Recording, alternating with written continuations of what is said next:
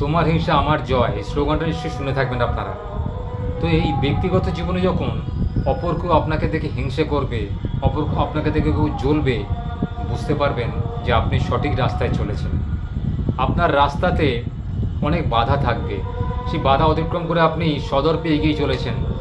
আপনার লক্ষ্য স্থির রয়েছে, আপনি একদম সঠিক পথে চলেছেন। যারা আপনাকে হিংসে করছে জানবেন তারা জীবনে অনেক কিছু পায়নি, বা আপনি যে রাস্তায় চলেছেন তারা সেই রাস্তায় কোনোদিন চলতে পারবে না, সেই মানসিকতা নেই, তাই আপনাকে তারা হিংসে করছে। হিংসে করছে দেখে আপনি একদম বিচলিত হবেন না, একদম তার প্রতিশোধ নিতে যাবেন না, বা তাকে মারধর করতে বা তাকে ভৎসনা করতে যাবেন না। আপনি এটাই বুঝবেন যে আপনি সঠিক পথে চলেছেন বলেই লোকে আপনাকে এত আঘাত করছে, এত মানসিক আঘাত করছে। এটা কিন্তু স্বয়ং কৃষ্ণ মহাভারতে অর্জুনকে শিক্ষা দিয়েছিলেন। জীবনে বাঁচতে গেলে অনেক মানুষের ব্যথা সহ্য করতে হবে, তবেই তুমি সেই জীবন কাটানোর অধিকারী। কারণ জীবন কুসুমাস্তীর্ণ নয়। তুমি সেদিনকেই পৃথিবীতে জন্মগ্রহণ করে পাপ করেছো যেদিনকে তুমি জ্ঞান বৃক্ষের ফল খেয়েছিলে। তুমি তো বেশ ছিলে স্বর্গেতে, স্বর্গের কাননে বেড়াতে, সেখানে ফল মূল খেতে আরামে ছিলে। তোমার মধ্যে কেন বুদ্ধি জেগেছিল সেই আদম আর ইভ যে আমি পৃথিবীতে জন্মগ্রহণ করব? সেখান থেকে কিন্তু আমাদের আদি পুরুষের জন্ম, তাই আজকে আমরা পৃথিবীতে মানুষের জন্মগ্রহণ করেছি। বংশ পরম্পরা এই প্রথা চলে আসছে, জন্ম মৃত্যু জন্ম মৃত্যু। তো ও কেন মানুষ মানুষকে হিংসা করে? একে অপর থেকে নিজেকে বেশি ভালো প্রমাণিত করার জন্য বা উৎকৃষ্ট প্রমাণ করার জন্য। কিছু মানুষ জানে যে আমি সেই রাস্তায় চলতে পারবো না, যে রাস্তায় একজন সৎ মানুষ, একজন বুদ্ধিমান মানুষ, একজন সফল মানুষ, একজন ব্যক্তিত্বপরায়ণ মানুষ চলতে পারছে বা পেরেছে, আমি সেই রাস্তায় চলতে পারবো না। তাই তার প্রতিটা কাজের তারা সমালোচনা করে, ভালো কাজেরও সমালোচনা করে, খারাপ কাজেরও সমালোচনা করে। এটা মানুষের ধর্ম। কিন্তু সে কিন্তু ভালো কাজও করতে পারে না, খারাপ কাজও করতে পারে না, উল্টে স্থবির হয়ে বসে থাকে, তার কিছু করার ক্ষমতা নেই। তাই এই সমস্ত মানুষের দেখে নিজেকে সন্তুষ্ট রাখুন, নিজেকে স্থির রাখুন যে আপনি ঠিক পথে চলেছেন, আপনি সঠিক পথে চলেছেন। আপনার চলার পথে সমস্ত বাধাকে আপনি একদিন অতিক্রম করে যাবেন। আর যারা আপনাকে হিংসে করছে তারা পিছনেই পড়ে থাকবে, তারা জীবনে আপনার রাস্তায় বা আপনার পথে চলতে পারবে না।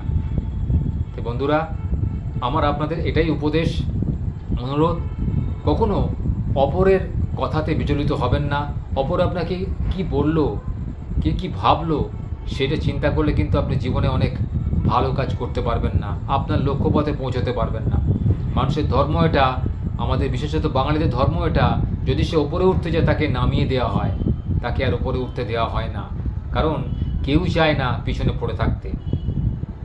যে নিজের চেষ্টায় নিজের সামর্থ্যের উপরে উঠলো তাকে কেউ অনুপ্রেরণা যোগায় না ওপরে ওঠার।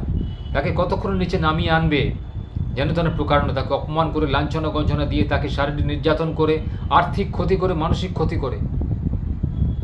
এটাই মানুষের ধর্ম, এটাই কলিযুগে মানুষের ধর্ম।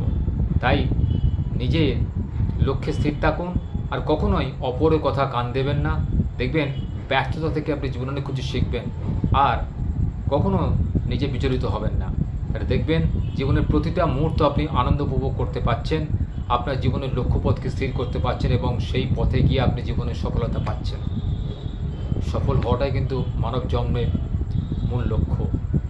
আমরা পৃথিবীতে কিন্তু রোজগার করতে এসেছি বটেই, কিন্তু অতিরিক্ত অর্থ উপার্জন করা কিন্তু মানব জন্মের একদমই লক্ষ্য নয়। কারণ এই অর্থ অনর্থের মূল। অতিরিক্ত অর্থ কিন্তু জীবনে অনেক বিপত্তি ডেকে আনে। অর্থ একদম না থাকাটা যেমন অপরাধ বা ক্ষতি, সেরকম অতিরিক্ত অর্থ হয়ে গেলেও কিন্তু সেটার জন্য আমাদের রাতের ঘুম উঠে যায় বা ঘুম চলে যায়।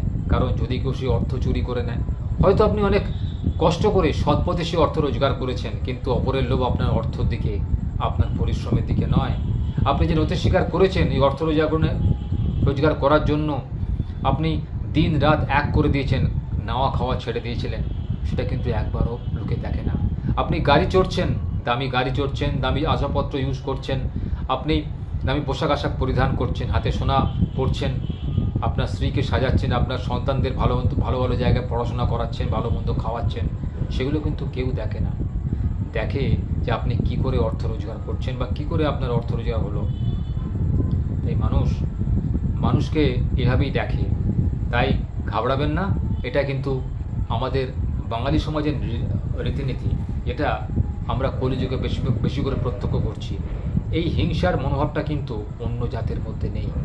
তাই নিজেকে ছোট মনে করবেন না, ভাববেন এটা একটা সাধারণ বিষয় যে মানুষ হয়ে বাঙালিকে হিংসা করছে, কারণ তারা জানে না যে অপরকে হিংসা করলে নিজের কতটা ক্ষতি হয়। ভগবান সবাইকে সবার একটা ভবিষ্যৎ দিয়েছেন, সবার কপাল বলে জিনিস রয়েছে, সেই কপালের বাইরে মানুষ কিচ্ছু করতে পারে না। লোকে হয়তো হাতে 5টা আংটি পরে মনে করে যে আমার কপালটা শুধরে গেল, কপালটা ভালো হয়ে গেল। হ্যাঁ, 19-20 হয়, কিন্তু 19 থেকে 25 হবে না। তাই নিজের কর্তব্যে অটল থাকুন, নিজের লক্ষ্যে স্থির থাকুন। কে কি বললো, কে কি করলো সেদিকে চিন্তা না করে নিজের কর্মে নিজের লক্ষ্য বা নিজের মর্যাদা, নিজের সম্মান বজায় রাখুন। দেখবেন আপনার চলাপথের সমস্ত বাধা একদিন দূর হয়ে যাবে। আপনাকে সবাই সম্মান করবে, আপনাকে সবাই শ্রদ্ধা ভক্তি করবে। আপনি আপনার কর্মের মাধ্যমে সেটা বুঝিয়ে দেবেন। কাউকে হিংসা করার দরকার নেই, কারুরকে অবলম্বন করা বা কাউকে অবলোকন করার দরকার নেই, কারুকে কপি করার দরকার নেই। আপনি নিজেই একাই 100। নিজের বুদ্ধি, নিজের মেধা, নিজের পরিশ্রম দিন যে কাজটা করতে যাচ্ছেন, দেখবেন প্রতিটা কাজে আপনি সফল হবেন। যারা পিছনে পড়ে যায় তারা পিছনেই পড়ে থাকবে, কখনোই তারা আপনার সমকক্ষ হতে পারবে না।